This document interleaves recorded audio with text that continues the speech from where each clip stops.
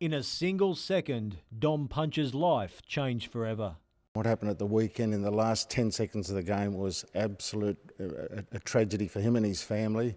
The 27-year-old is currently in a critical but stable condition in the intensive care unit of Royal North Shore Hospital after dislocating 2 vertebrae in his neck in Saturday's second grade rugby union grand final. Last night, Dom's family provided an update of his condition, saying he's had some medical complications as a result of the serious spinal injury to his C5 and C6, and these have complicated his recovery. And that he had some movement in both arms and is now breathing mostly without assistance. The hooker is a much-loved member of the Maitland Blacks Rugby Union Club. Got the job done on the field and just a real good guy to have a beer with off the field. Nearly a week on, Dom's George Tavern workmates are still reeling after news of the accident. We were all very devastated and shocked, but all trying to remain positive. They're all staying very strong and sending lots of love down to Dom. A collection fund has been set up that's also got the support of other establishments in the Maitland area. And with any luck, we'll be able to get some out in the Newcastle area as well. The Blacks are also planning a benefit which will involve former Australian Test cricketer Mike Hussey. We had that planned for a Mike Hussey luncheon and we had a conference call Sunday night, and from there we've just turned it into a major fundraiser for Dom. For those wishing to make a donation to helping the young rugby player in his road to recovery, head to the Dom Punch Appeal Facebook page. Michael Kane, NBN News.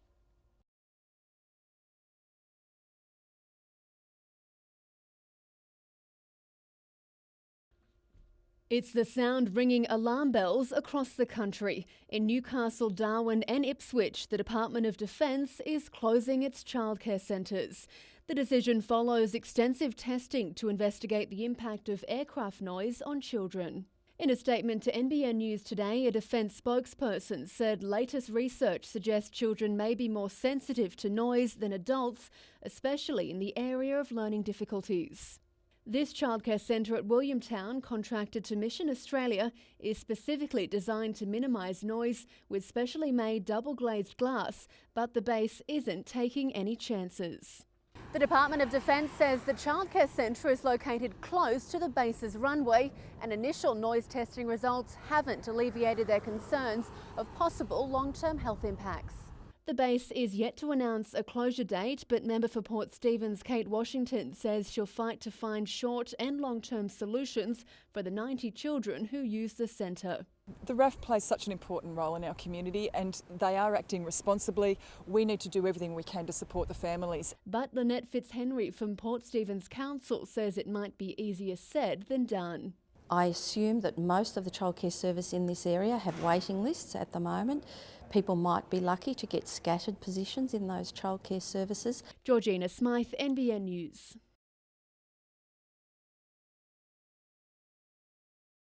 It was the last shift for the man in charge of training tomorrow's men and women of the land. You feel a bit emotional about it, but I just feel proud of what we've been able to achieve here. Cameron Archer was today cleaning out his office, reflecting on his time at Tocal. I think the way that we've been able to keep up to date with educational changes, agricultural education is a pretty tough market to be in, and a lot of colleges have fallen by the wayside. Although there's been plenty of change in the farming industry over the years, he says some things stay the same. A cow still has got 4 legs. So a lot of things change, but the basic principles of good animal husbandry, caring for land, caring for people, and caring for animals doesn't change. But he won't be totally lost to the industry, with the Minister for Education today announcing the state government will establish a schools programs team to increase the profile of agriculture in the school curriculum. In his position as chairman of the Primary Industry Education Foundation, he'll play an important role. I've been done a lot of work with promotion of food and fibre production in schools, and a lot's starting to happen there. I'm looking forward to the next stage of my career and life because I'm not really retiring, I'm just going on to do other things. Michael Kane, NBN News.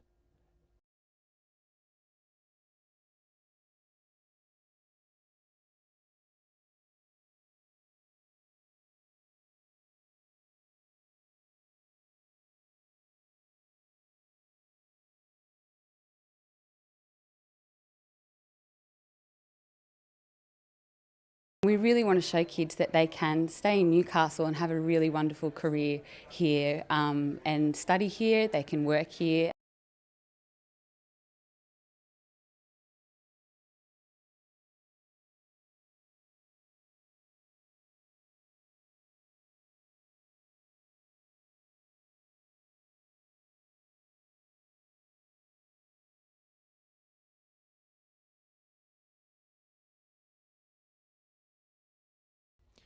He turned the major semi-final against West on its head. The Scorpions are well aware of Brad Murray's class. His kicking game is unreal. We're gonna have to harass him a lot, and Chris Adams out of dummy half, mate. Everyone knows how classy he is, so we just need to probably look after them too. Chris Adams is considered NRL quality. He's the other vital cog in Lake's attack. And I've played in about 4 Newcastle grand finals and haven't won one, so I'm due to have a win. The Scorps are hitting top form. After patchy moments throughout the season, their momentum will be hard to stop. We hit a bit of a lull there early in the year, in the middle of the year, and we've won 2 out of 3 semis so far, so hopefully, we are peaking at the right time.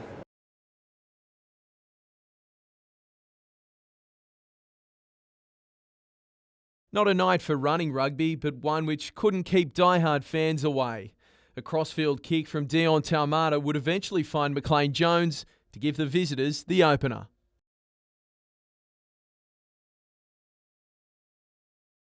Field position was key and the Eagles set up camp in the opposition's half. With points at a premium, David Feo didn't need to get fancy. Some nifty work around the ruck from Mitch Short ensured the Eagles would head to the break in front. After the juncture, Queensland returned with venom. Their scrum unstoppable. A short time later, local lad Nick Palmer would enter the fray.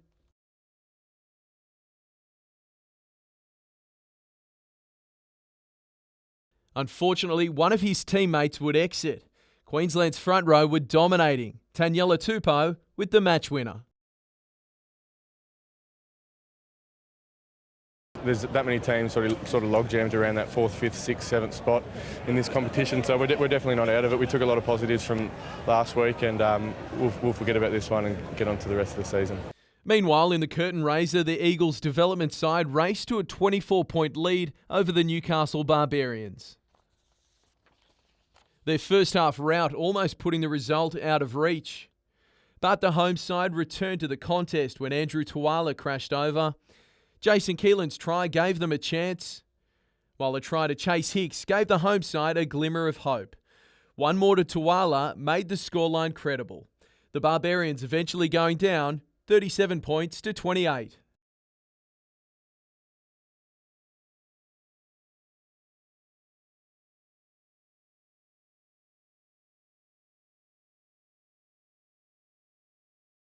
The race in Spielberg, it was a great stress relief to get my first win.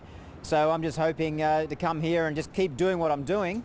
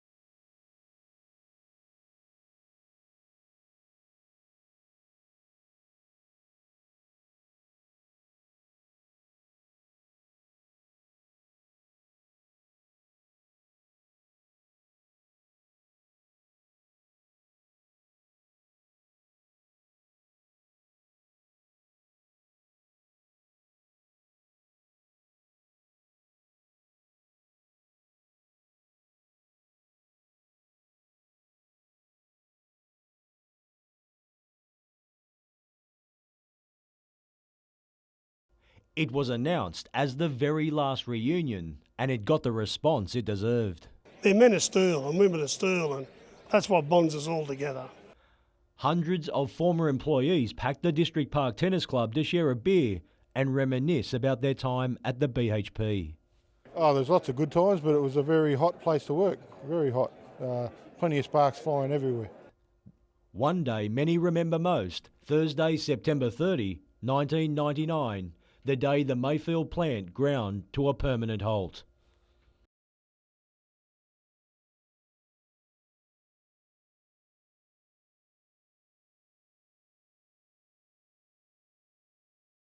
Mate, I've seen grown men cry, including myself. It was a very sad day. I believe that day Newcastle changed forever. John Risby was the former Steelworks General Manager. He says he loved every bit of his time in charge and says the city has much to thank for the steel giant for. Our staff training scheme was exceptional, I think, and that resulted in Tyers Hill Technical College being built. And of course we had RAAF established at Williamtown to protect the industry. And as for the man they called Jack, old habits die hard. Looking around the crowd in there today, and I think we've probably got enough people to man the blast furnace. The steel-making giant operated for 84 years and at its peak employed around 12,000 workers. Today's get-together could be the last time many come face to face. It's going to be sad not to see, you won't see any of these blokes probably again. Like, you know, I haven't seen this bloke here for about 15 years, so it's good to catch up with him. Men of Steel, as they call us. Michael Kane, NBN News.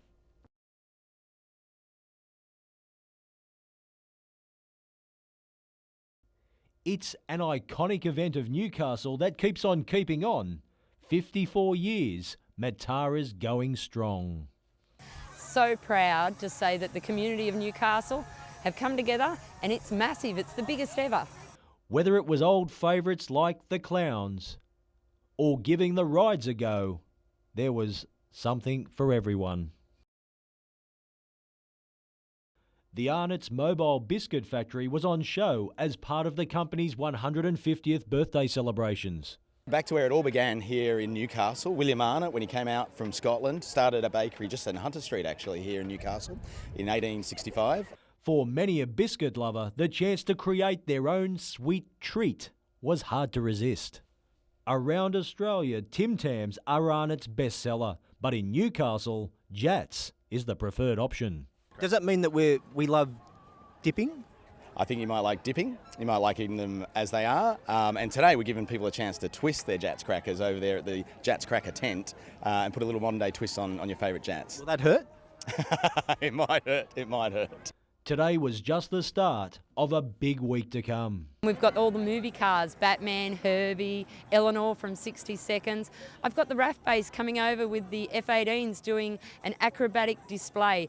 Matara wraps up on October 5. Michael Kane, NBN News.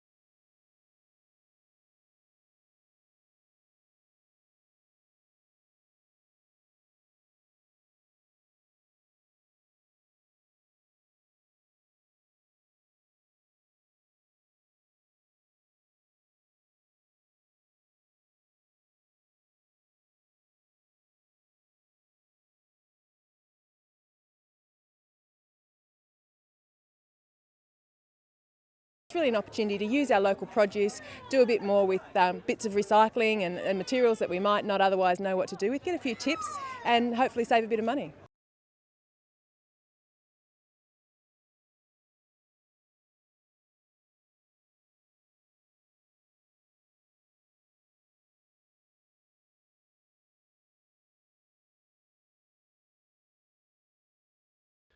What a year it's been for Isaac Heaney. A goal on debut, Rising Star nomination, Rookie of the Year award, and a taste of finals footy. It still hasn't fully sunk in, I don't think. It's probably going to take maybe a couple of weeks of off-season to realise, wow, I've actually just played full season, nearly a full season, of AFL football and finals as well. This time last year, Heaney was unknown to the wider AFL community. Drafted by the Swans in the first round, he quickly made a name for himself.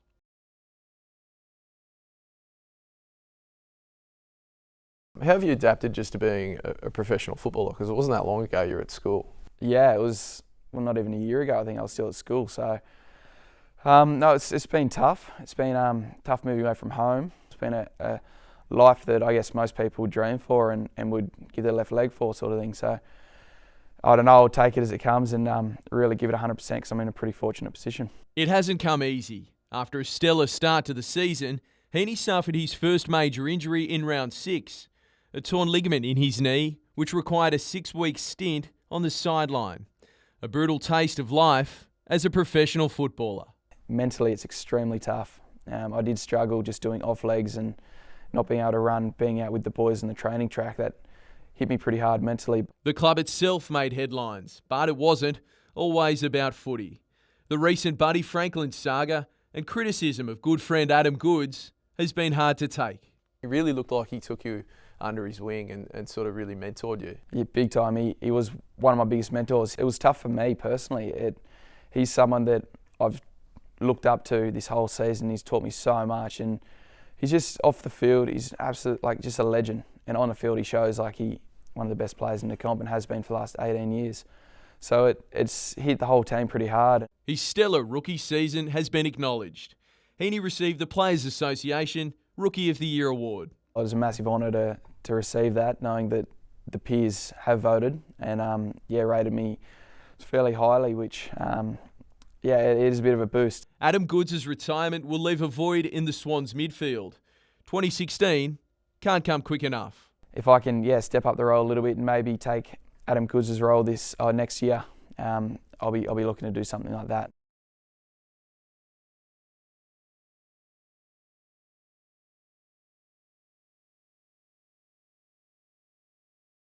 The Knights are strong and hungry for victory. A big game for a young side with plenty of ability. The boys went for dinner on Thursday night and worked out the average age, including Nudo and George, was 21. So, it's a tremendous credit to these young kids, and the future's bright, that's for sure. Nadera has been superb. He came out of retirement just to help. The job nearly done. I was retired before this, and I've come out, for the last half of the season, and time's right again for me to pull the pin and retire for the second time. While the Knights will travel to Sydney tomorrow, the Roos left today. Knights great Tony Butterfield was a keen observer this morning. He addressed the group following today's captain's run. But's been a part of that 97 premiership winning side, and I'm going to have a bit of a chat to the boys, and hopefully they can take some key messages out of that.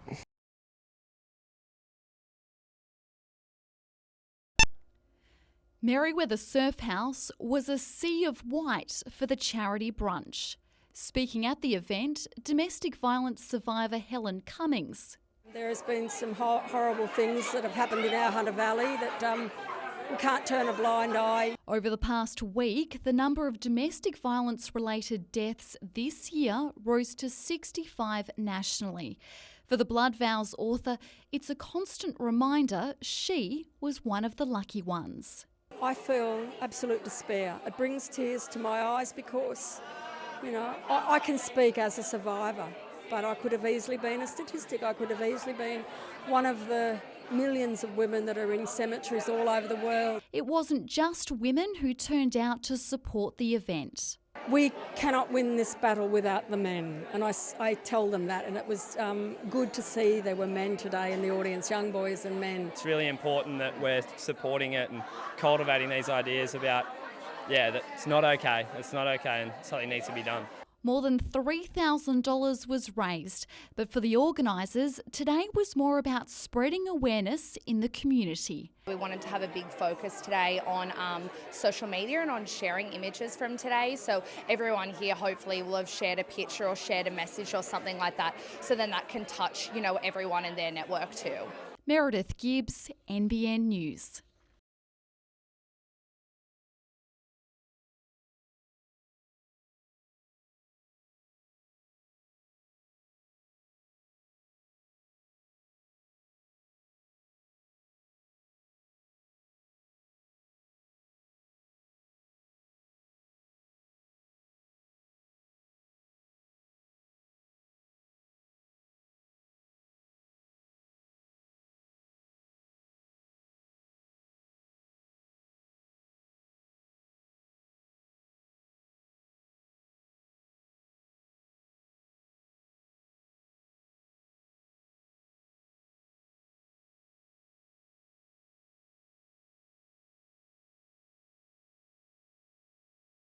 wear a life jacket. It never ruined a day in the water. Our statistics still prove the #1 cause of fatalities in recreational boating is not wearing a life jacket.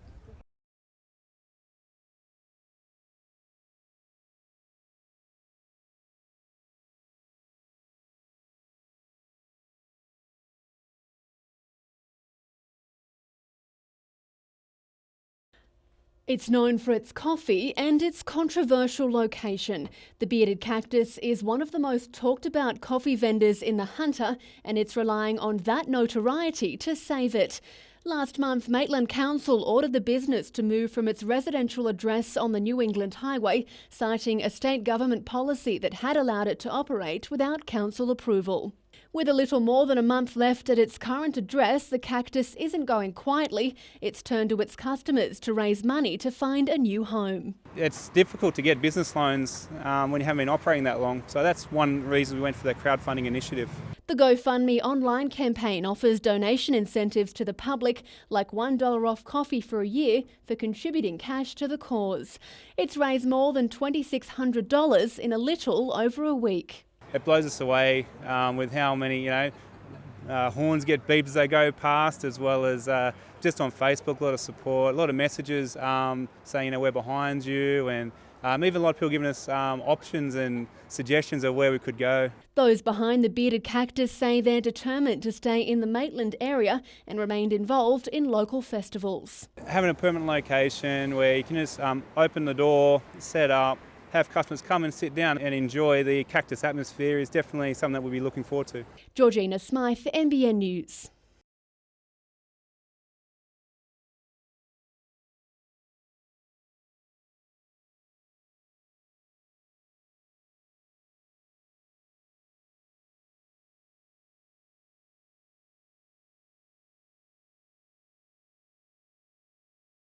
So far this year we've raised $2 million globally, and I think probably about over 18,000 in Newcastle so far. So it's proven quite popular.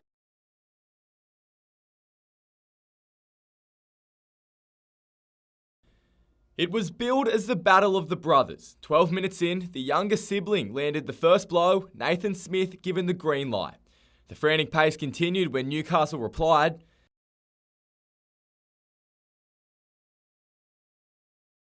Jalen Feeney then set up winger Kerrod Holland as the Knights hit the front. There was plenty of feeling in the decider. This dust-up saw both sides lose a player for 10 minutes. Jake Mamo and Jono Ford sent to the bin. But it didn't stop the Knights. Hanidi Tuhar busting through the defence and sprinting 30 metres to extend the Knights' lead. Newcastle's momentum continued in the second. Luckily for the Roos, this effort was turned down. But there was no stopping Tuhar, bagging a hat-trick. 10 minutes from time, the Roos weren't finished. That was until the resulting kickoff. Newcastle going from 7th to 1st, booking a place in the Interstate Challenge, while also relieving some of the pain from the first grade season.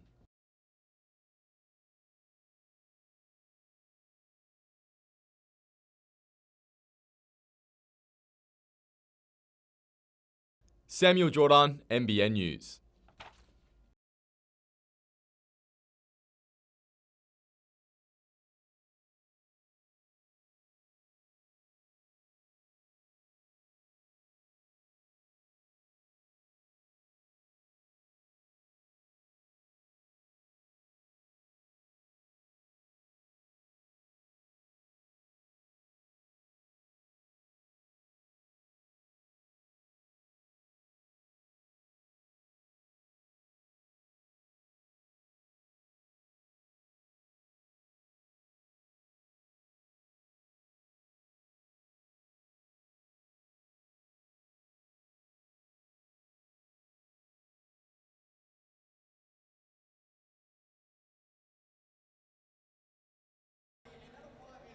A solid crowd turned out for the decider, a Lake Macquarie derby between the Seagulls and Scorpions.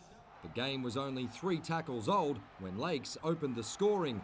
Josh Charles started the move before handing off to James Varker. The Scorpions were missing star Danny Vaughan, but they didn't take long to respond thanks to fellow forward Blake Gallen. Another forward chimed in midway through the half, but Simon Allen was held up. A few tackles later, Andrew Sumner kicked perfectly for Isaac Briggs. And it was 12-4 to Macquarie. The Scorpions had a strong breeze at their backs, but Matt Hay couldn't turn possession into points. At the other end, Lakes skipper Chris Adams was trying to inspire his troops. But the referee wasn't helping the Seagulls' cause. Adams set up Brad Murray, but the try was denied for obstruction. Royce Jeffrey was then stopped short by a desperate tackle from Lakes' Matt Craig. But Briggs produced a special flick right on half-time to set up Josh Smeedle and an 18-4 scoreline. The second half was a vastly different story. Lakes reduced the margin with a try to Matt Craig. When Murray converted, it was 18-10 to the Scorps. The Seagulls were on a roll, and when Jack Mackin scored, the momentum had swung. Another sideline conversion from Murray made it a 2-point game. The halfback was having plenty of influence. His kick to the corner found a flying Josh Charles. A penalty to the Seagulls made it 24-18 with 8 to play. Following their heroic win over Wests last week, the Scorpions ran out of puff as Lakes celebrated their first premiership since 2007. That is the best feeling I've ever come across. Just so proud of them boys, you know, to show so much courage. Just so proud of my boys to do what they did there today.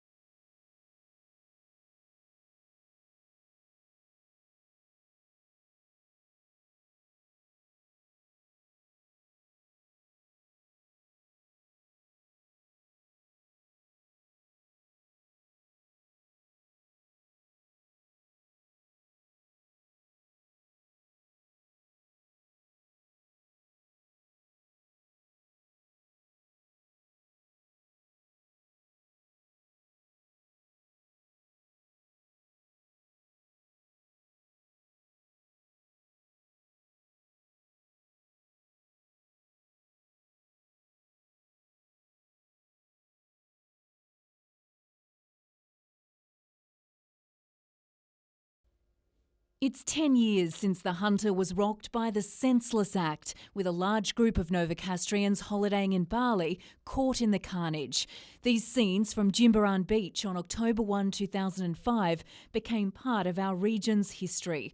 Of the 4 Australians killed in the bombings, 3 came from Newcastle. But out of the horror and tragedy, there was also hope, resilience and remarkable recoveries. 1 week after the attacks, 1,200 mourners gathered in the city for a special memorial service. The community loves you, the community cares for you, and we want to continue to support you. Then, just 20 years old, Joe Frost became a symbol of the strength of the survivors. Apparently it's about religion.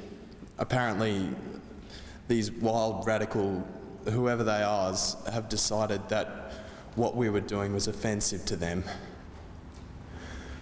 But we were eating dinner on the beach with our friends and families.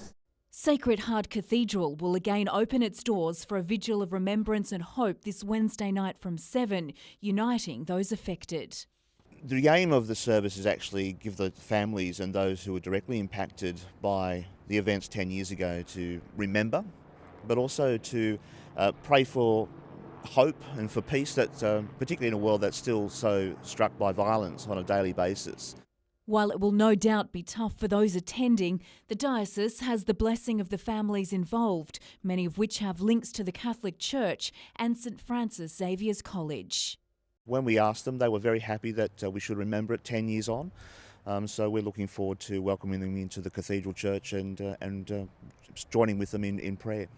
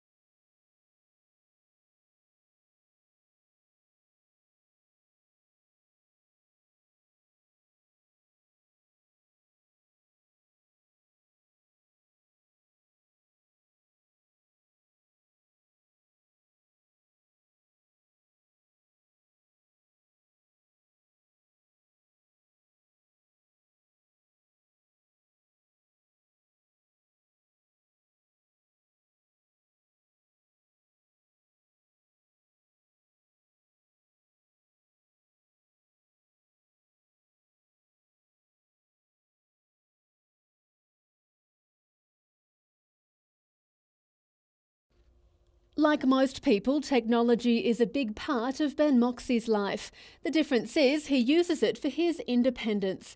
The 35-year-old has been completely blind for 16 years, but he says new smartphones and computers are fast becoming a window to the world, and he uses them for just about everything. Your banking, your shopping, going to the gym.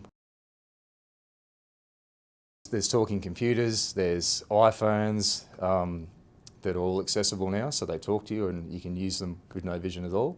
Mr Moxey, who also works for Vision Australia, says more vision impaired people should take advantage of the new tools. We're here to make you be able to get out in the community again safely and, mobilise safely and catch public transport and socialise and do all that sort of stuff. Vision Australia will hold open days at the Newcastle Jockey Club next month to discuss technological solutions for those living with a vision impairment. Come and give it a try. Come and meet people like me. We're a nice, relaxed crew here. You can actually jump straight in, use this technology yourself. Just see how easy it can be when there's some good support around you. Georgina Smythe, NBN News.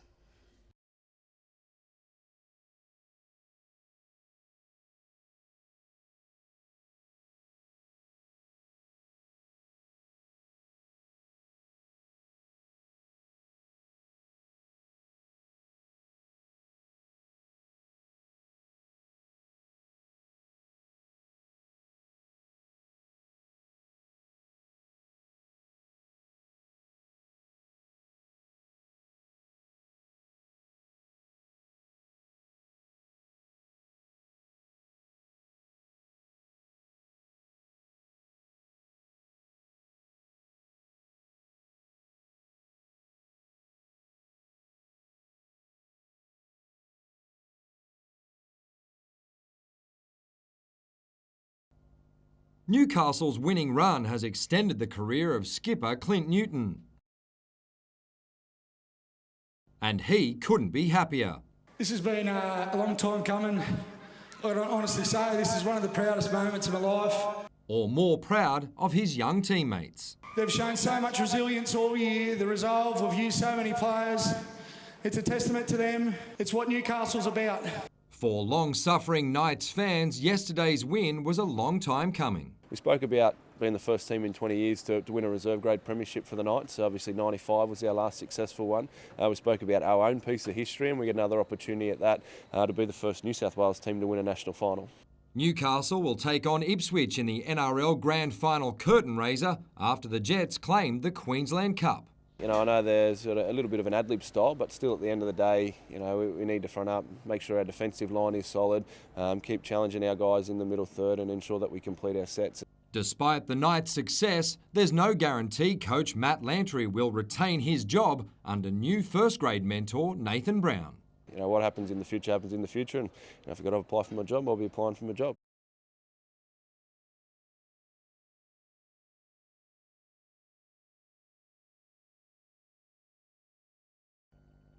Lakes fans didn't wait long after full time to begin celebrating. Down 14 at the break, there was a real sense of relief for the players. We knew we probably weren't at our best in that first half. We sort of stuck in there with that breeze and knew that it would turn around for us with that breeze in the second half. So we just knew if we held the ball, wear them down, we'd get back into the game.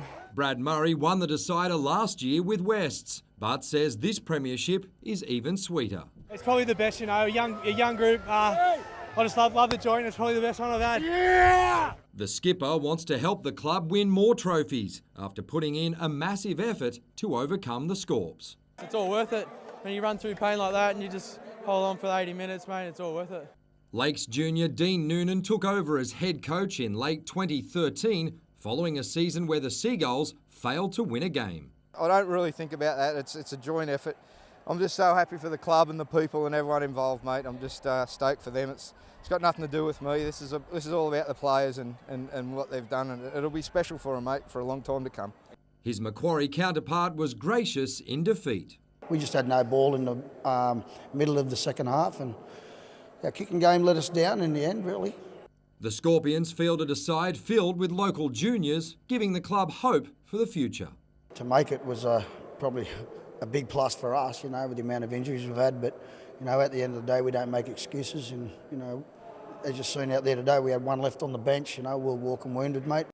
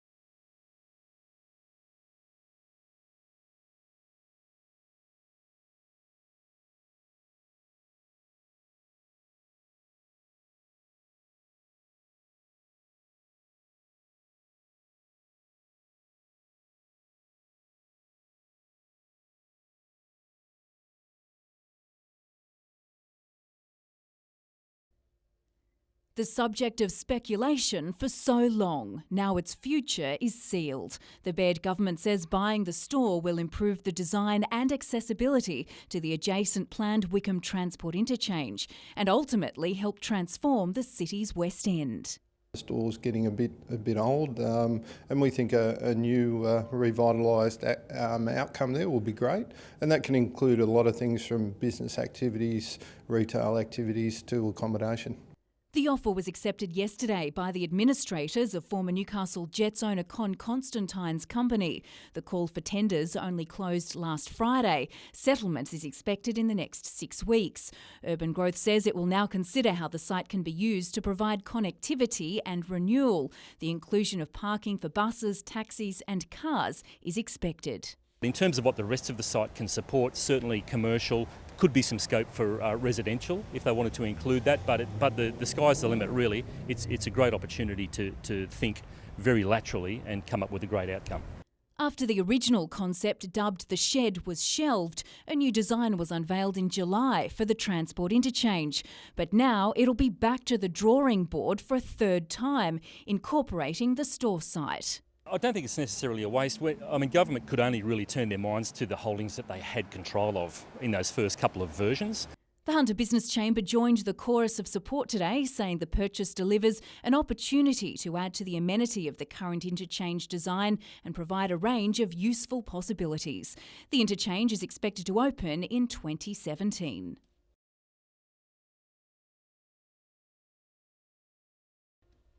This is Kane Gorfine's potentially toxic bore water. Once used for his horses and watering his veggie garden, it's now an unknown quantity as he waits for state government agencies to advise him on the next move. We need proper soil, surface water, groundwater testing to be conducted. And secondly, we need a consensus as to who is going to head up the task of dealing with this contamination. The Williamtown resident says there's been little information since Defence hosted a community meeting at Stockton 2 weeks ago. The biggest issue for the community at the moment is uncertainty. They still don't know the extent of the contamination, its potential health impacts, or how long the precautionary measures will last. Robert Rosewarne, who lives at Saltash, thought he was safe until he received this letter warning of possible contamination on his property. They drew a zone which was about 5 kilometres south of me, but we found through private testing that some of the dams closer to me have been considered as above what's acceptable standard. He says it's not about who's responsible, but who will clean it up. This is about how immediately is it dealt with so that people are still allowed to live. The community will hold a public meeting at Tomago Bowling Club tomorrow night to prepare a response to government agencies. Georgina Smythe, NBN News.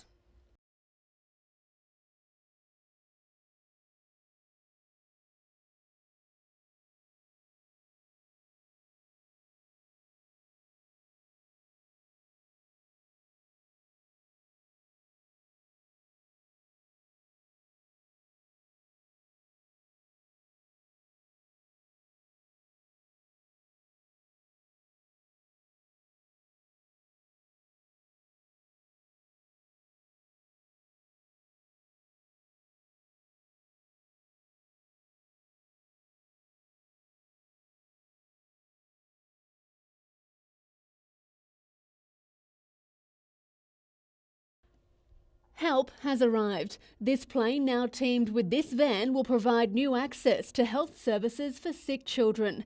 Little Wings has been flying young patients with chronic diseases to Sydney's Westmead Children's Hospital for the past 3 years. The charity's managing director, Rochelle Collis, says the addition of the van will further lift the travel burden for those living in northern New South Wales. For them, it's already a difficult journey, travelling so many kilometres and hours to get to hospital, and you can just imagine having to do that once every 3-4 weeks. The van came about through a donation from the Newcastle Permanent Charitable Foundation. John Hunter Children's Hospital nurse Jade Starkey says the partnership will be a boost for families. These are families who live regionally, they've got jobs, so to actually take this time off work will mean now that's a less time off work, they won't have to use their vacation leave. She says the service is crucial to ensuring positive health outcomes and lifting the spirits of kids when they need it most. Chronic diseases, children often feel quite stigmatised by it, but now they're saying, this is for me, this is because I'm special. Georgina Smythe, NBN News.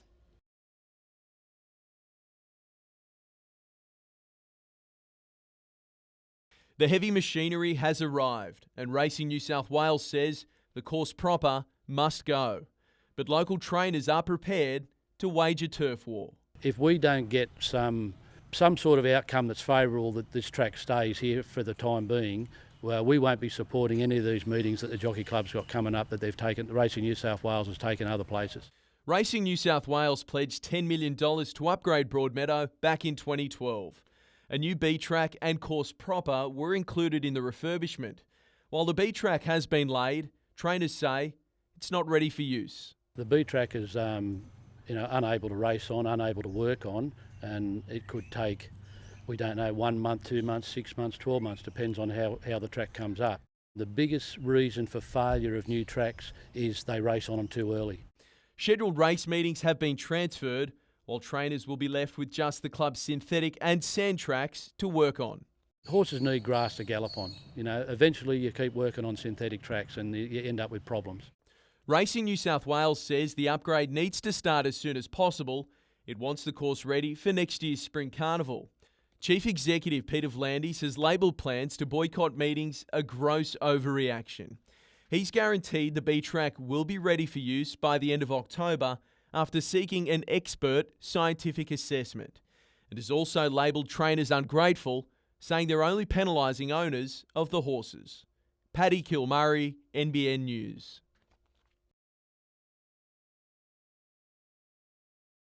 It's been the dominant force in Newcastle cricket in recent years, and once again Merewether is everyone's pick. Merewether deserves going to favourites for sure. They've earned that right, so everyone will be trying to knock those guys off. But like I said, I think the comp will be pretty tight across the board. The Lions will welcome back Dan Morton, but fast bowler Mark Cameron will miss games because of work, while Sam Gilmore is out with a knee injury. Sam Gilmore out for the season, it'll be a big loss. You don't replace blokes that score 400 runs and get 40 wickets every year easily, but we've got some good young players coming through. Most teams have resisted the urge for major changes. This year it's just about the guys stepping up, and the guys now have had 3 or 4 years in first grade, so it's time to put some runs on the board, I think. The students have plenty of motivation following an early exit in the semi-finals. We've got the same core group of players. We lost 1 or 2, but I think everyone's determined to go one better than last year. Obviously we finished minor premiers but got knocked off in the semis. The season begins with a one-day game on Saturday.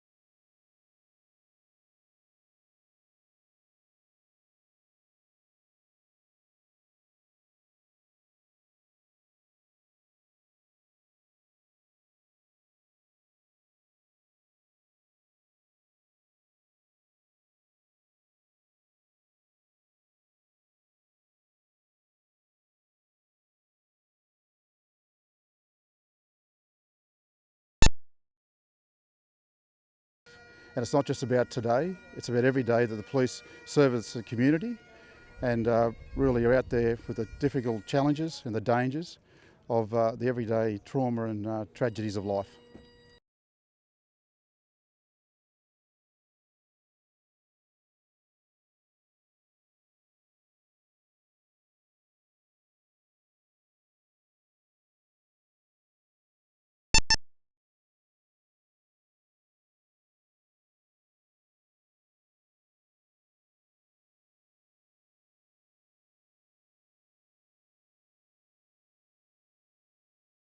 We believe the male offender is known to the victim, so we don't believe there's any threat to the public.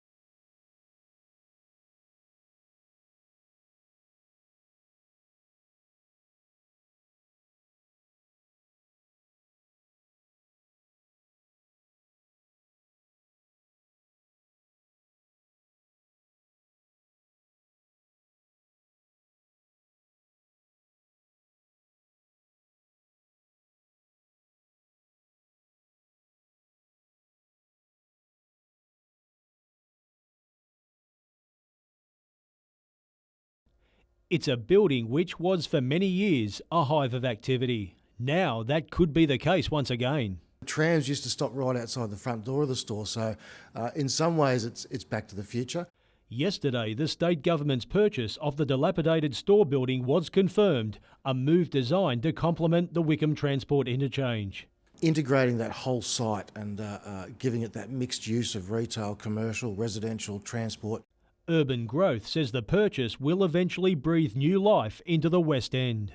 It's rezoned, it has a 90-metre height limit up there, and I think a transport-orientated development outcome would be great. The State Planning Minister Rob Stokes said yesterday that this is an exciting opportunity to build on the $460 million investment into the revitalisation of the city. The focus now turns to what this building could resemble in the future. You think about the Queen Victoria building in Sydney. I mean, that's a beautiful old heritage building which was a commercial hub and a market space that's been brought back to life. There's no reason why we shouldn't aspire to have the store become a QVB-like facility for our city. And while Labor MP Tim Crackenthorpe was quick to welcome the store's sale, today his boss was in the dark about the government's new asset. I'm not completely up to date on the most recent developments, but if that call's been acted on, well, that's a good thing. Michael Kane, NBN News.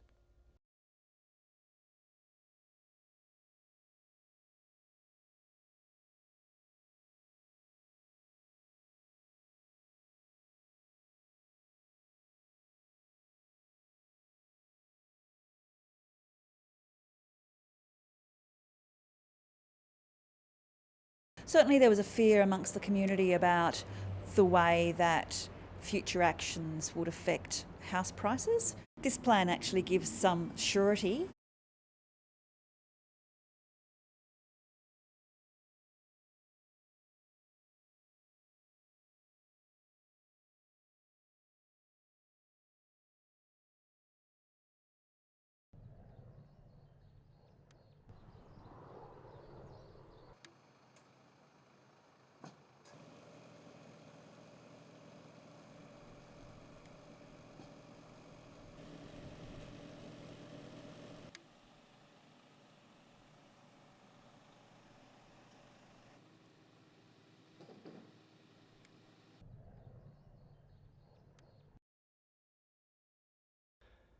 It's a railway organisation's attempt to bring female numbers up, and it's right on track. This week alone, we've got over 500 applicants. The Australian Rail Track Corporation's workforce is currently 18% female. It wants to boost that number to 30% by 2020. Earlier this year, the ARTC advertised a batch of jobs and had only 3 women apply. Now, a further 10 positions are on offer that are strictly female only. Track maintenance workers, so they'll be involved in operating small machinery to stabilise track. There'll be some manual labour work. To make it happen, a stamp of approval was needed. We tried something a little bit different. Firstly, we needed to go to the Anti-Discrimination Board of New South Wales to get permission to advertise for females only. We were successful. Penny Lansky has worked for the corporation for 2 years and is a project manager. So I do a role with the rail grinding and resurfacing team. We work with big track machines. So part of my job's in the office, part of it's out on site. She can't wait to see more women take up roles in what was perceived as a male domain. It's fantastic. I can't wait to see a lot more women out there. I'm always surprised there's not more because it's not gender specific, the work that we do. Michael Kane, NBN News.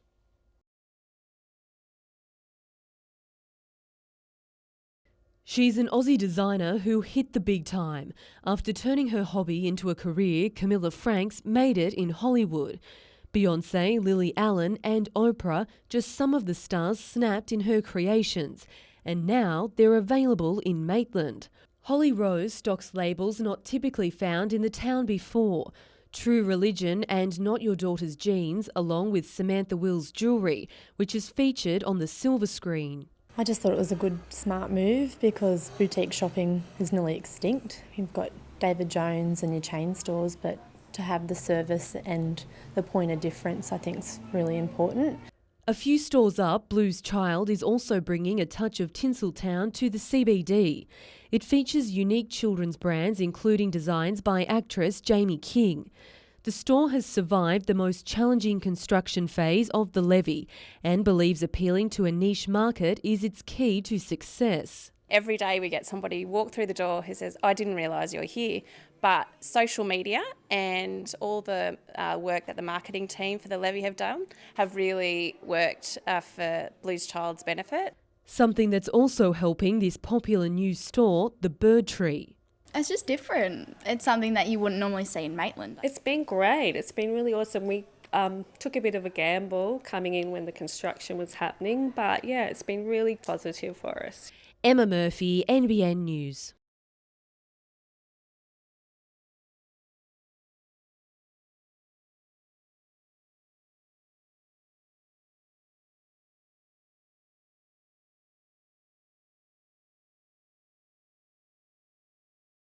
They assure me that they are in financially a very good position here locally in the Upper Hunter, and I trust that that will continue on.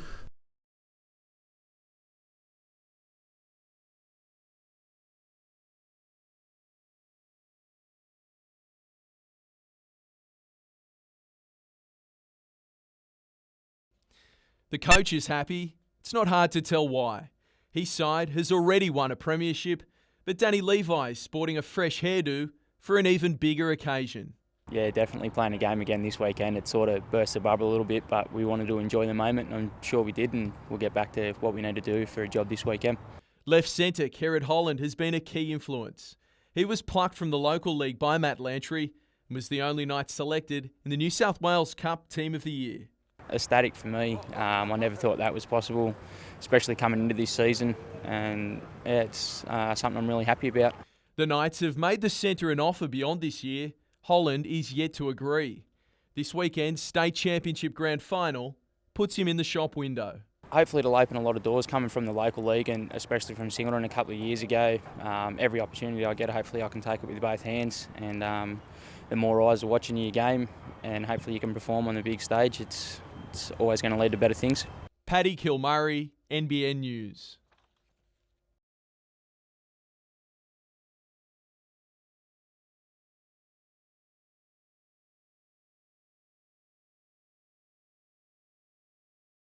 I think I just stick to my game plan.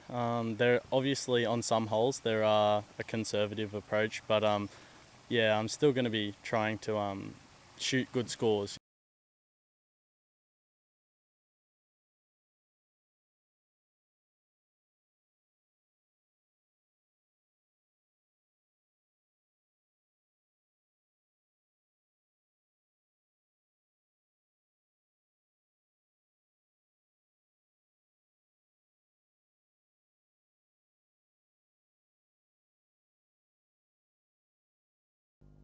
For the past year, Sam Jordan has been forging a career as a reporter with NBN. When he's not at work, the 21-year-old spends his time trying to maintain his status as one of Australia's best surf ski paddlers. The balance has taken its toll.